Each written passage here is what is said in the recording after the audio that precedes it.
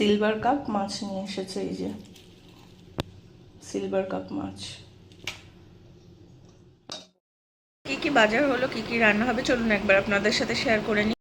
বাজার থেকে কি মাছ আনলো চলুন তাহলে দেখে নিই কি নিয়ে এসেছে। খুলতে হবে, দুটো প্যাকেটে রেখেছে বোধহয়।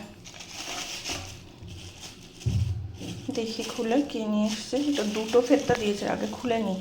ঢালি মাছগুলোকে, এবার কি মাছ আনলো দেখি।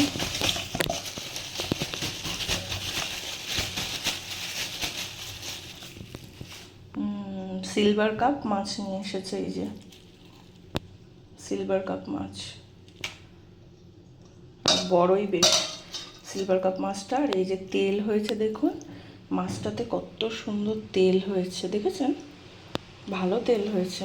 এই যে আর মাছটাও বেশ সুন্দর, দাগাগুলো সুন্দর দাগা, টেস্ট হবে, দেখলেই বোঝা যাচ্ছে। এই দাগার যে চাকচাকগুলো থাকে এগুলো দেখলে বোঝা যায় যে তেল কতটা হবে না হবে। এই যে পেটি, আর এই সিলভারের পেটি ভাজা খেতে খুব সুন্দর লাগে, তবে এই যে কালচে কালচে ভাবগুলো আছে না, এগুলো তুলে দিতে হয়। ডলে ডলে উঠে যায়, ডললে উঠে যাবে। একটা লেয়ার মতো থাকে, একটা পাতলা পরত মতো থাকে, তুললে উঠে যাবে। দেখি তাহলে এই মাছ দিয়ে কি দিয়ে করা যায় সেটা আজকে আপনাদের দেখাবো রান্না করে। নেওয়া হয়েছে, এখন এই মাছগুলো কিন্তু আজকে করব। আর কিছু মাছ রেখে দেওয়া হয়েছে, যেহেতু অনেকটাই মাছ তাই জন্য কিন্তু কিছু মাছ রেখে দিয়েছি কালকের জন্য করার জন্য। আর এটা কিন্তু হাড়, একদম মিডিল পজিশনে যে হাড়টা রয়েছে ওই শক্ত কাটা এটা মাছের। তো এখন তেল বসিয়ে দিয়েছি কড়াতে, মাছগুলোকে সব ভেজে ফেলবো।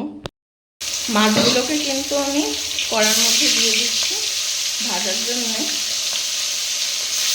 ভেজে ফেলবো এগুলো। চার পিস করে দিচ্ছি, নাহলে কিন্তু কড়ার মধ্যে ধরবে না ওই জন্যে, আর ভেঙে যাবে মাছগুলো বেশি দিলে। ওই কারণে এগুলো ভেজে তুলে ফেলবো, তারপর আরগুলো ভাজবো।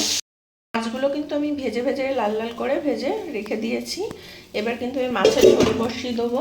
এদিকে তেলের মধ্যে পাঁচফোড়ন দিয়ে দিয়েছি। পাঁচফোড়নটা দেওয়ার পরে এবার কিন্তু আমি এখানে সজনে ডাঁটা আর আলু কেটে রেখে দিয়েছি, আর টমেটো, এটা দিয়ে আমি মাছের ঝোল বানাবো। তো এখন এটা দিয়ে দেবো আমি তেলের ভিতরে। এবার আলু আর সজনে ডাঁটা দিয়ে দিলাম কষানোর জন্য।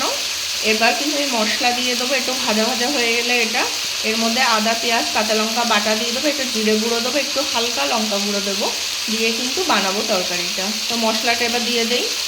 মশলা কিন্তু দেওয়া হয়ে গেছে এর ভিতরে। এবার কিন্তু আমি এটাকে কষিয়ে নেব ভালো করে। এটা কষানো হয়ে গেলে পরিমাণ মতো তারপরে কিন্তু জল দেবো এর ভিতরে। আমি তরকারির ভিতর কিন্তু পরিমাণ মতো জল দিয়ে দেবো, দিয়ে ফুটতে দিয়ে দেবো। তারপরে কিন্তু আমি মাছগুলো এর ভিতরে ছেড়ে দেবো।